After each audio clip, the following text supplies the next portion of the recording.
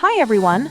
My name is Amy, and in this video, I'll show you how to add the Poppers Flipbook widget to your Squarespace website. Flipbooks are a great way to present documents and content in an interactive, page-turning format, making the experience feel more engaging and realistic for visitors. So, let's get started. First, go to your Popper dashboard. Once you're there, click on Widgets from the sidebar and then click Create New Widget. Then search for Flipbook in the widget library.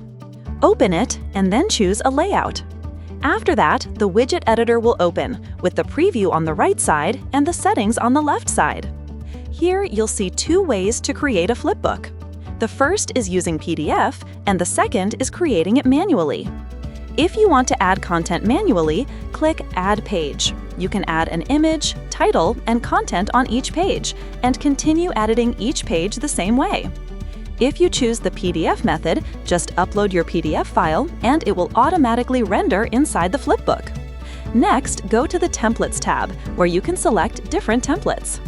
In the Design tab, you can change the background, primary color, and accent color.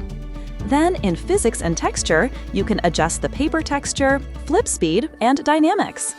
Once you're happy with the customization, click Publish Widget. After publishing, copy the code and go to your Squarespace site editor. Inside the editor, add a code block, then paste the installation code into it. After that, save your changes. Once your website is live, refresh the page and your widget will appear successfully. That's it for this video. I'll see you in the next one.